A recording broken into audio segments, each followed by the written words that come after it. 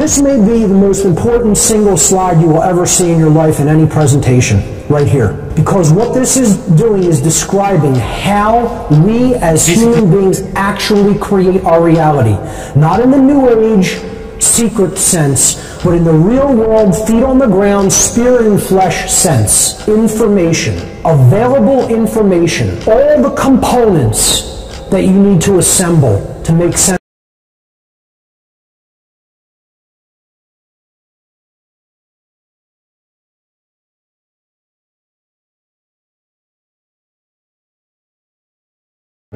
If you look at these white lines here as just being a simple representation or a model of truth, which does not waver, which is just the way things are, the actual truth of the matter, and then you look at these waveforms in different colors as a person's perceptions and how the perception is coming into contact with truth at these points.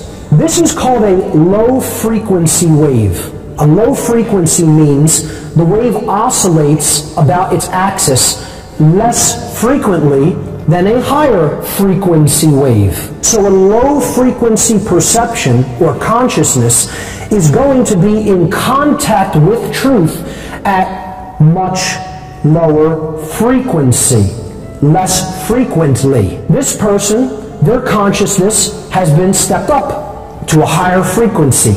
It is now in more alignment with truth. So the person's consciousness is intersecting with that which does not waver much more frequently, hence a higher frequency. This person's consciousness is intersecting with it at many, many, many different places along the line.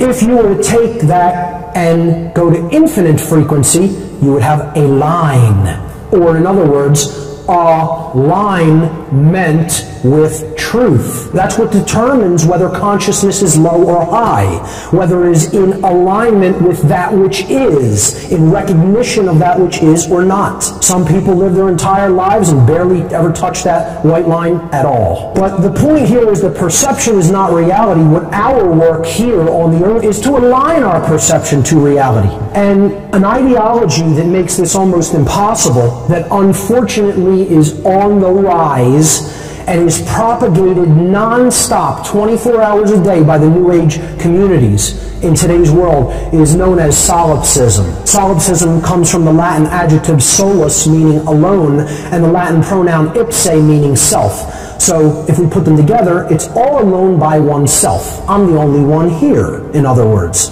Okay, everything revolves around me. All right, it's the ideology that only one's mind is ever sure to exist. That knowledge of anything that's outside of one's mind is unsure.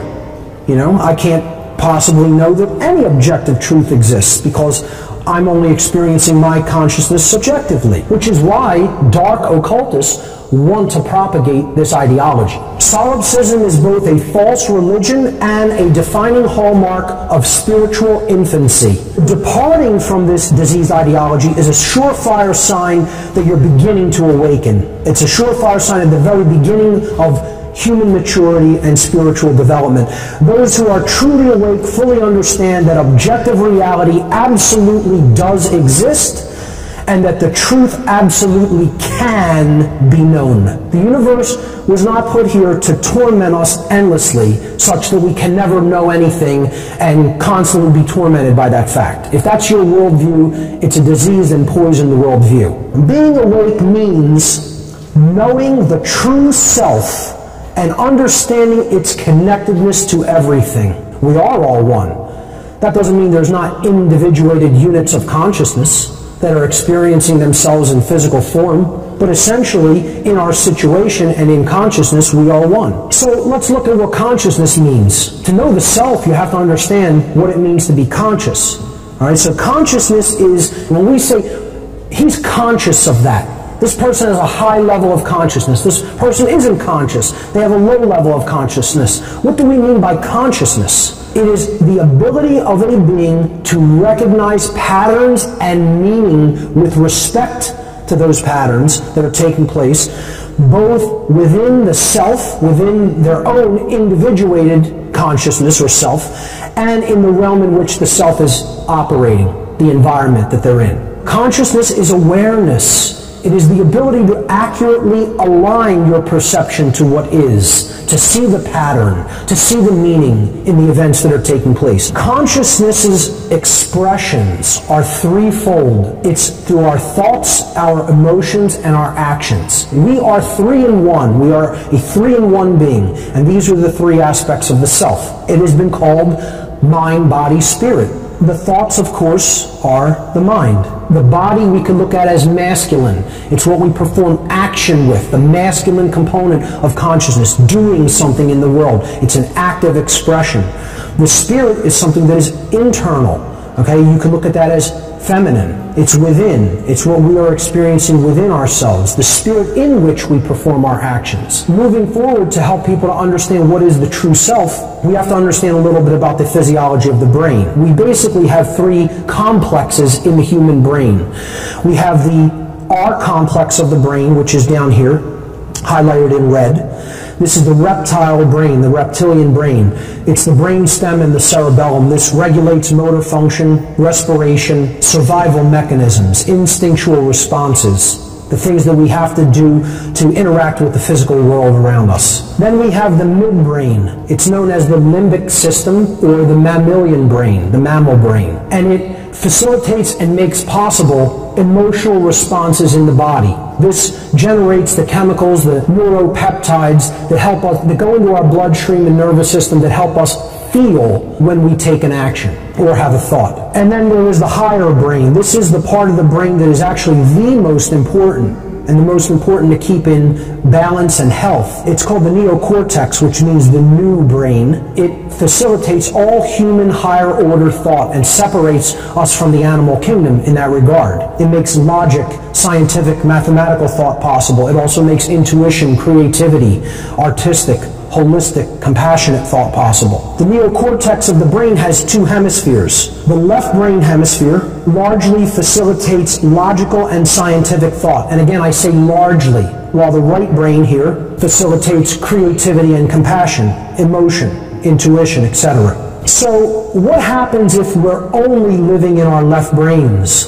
If we're chronically engaged in the logical, scientific, mathematical, linear type thought, and never really turning on the creative, intuitive, or compassionate thought that is facilitated by the right brain hemisphere. Well, something happens. The whole neocortex starts to become destabilized because it's not in a state of balance. So if a human left brain hemisphere becomes chronically dominant, the R complex of the whole brain construct will take over the executive function of the whole brain that is intended to be controlled by the higher brain, the human brain, the neocortex. Emotions will become suppressed because the right brain isn't working, the limbic system will not work as effectively, and the person will become ruled by total selfishness and base desires, and they will develop a personality that is based in domination and control. What happens if the opposite is true? What happens if we're always living in the right brain and we never engage the logical processor that filters information and weeds out logical inconsistencies? Well, what we'll get is the opposite modality of thought. We'll get what I call slave think. If a human being's right brain hemisphere becomes chronically dominant, the limbic system will take over executive function of the brain instead of the neocortex. Okay, because the neocortex is imbalanced, so it reroutes or shunts executive function to another construct of the brain. In this case, the midbrain, which controls emotions. Our complex will basically shut down. That's what controls our instinct and survival mechanisms, our fight and flight response. Defense and survival instincts will become suppressed, and the person will be ruled by their emotions and develop a personality based in submissiveness and naivete. If both brain hemispheres are in balance, what develops is what I called free think. When they're in balance, the neocortex operates in its proper role as the executive command center of the whole brain. And that's where true intelligence is born. Intellect is not intelligence. Intellect is half of intelligence. The other half is the generative capacity. That's why it's called intelligence. Intella is intellect, gens is the generative capacity of the brain, or in other words, the creative capacity. The word generare in Latin as a verb means to create. So the creative capacity of the brain is what the right brain hemisphere makes possible. Intellect is largely facilitated through the left brain. Left brain intellect is not intelligence. Unfortunately, most of humanity is trapped in what I call the mental schism, where they're totally imbalanced toward one brain hemisphere or another, and that imbalanced dynamic is held in place through mind control. Knowing the true self is about getting out of those mental schisms. You're not in one of those forms of imbalance or the other. The truth lies in the balance point, in the middle. Knowing, and this is part of knowing who we are, because we are part of this universe and how it works. There is a deterministic component to reality, and that is what I term natural law. So natural law is operating at all times and places, but so is free will. So what is the true self then? Knowing who we really are. If we're in that state of consciousness, we will understand and respect self-ownership. We will respect our own sovereignty. We will know our own sovereignty as a absolute, unwavering truth of reality.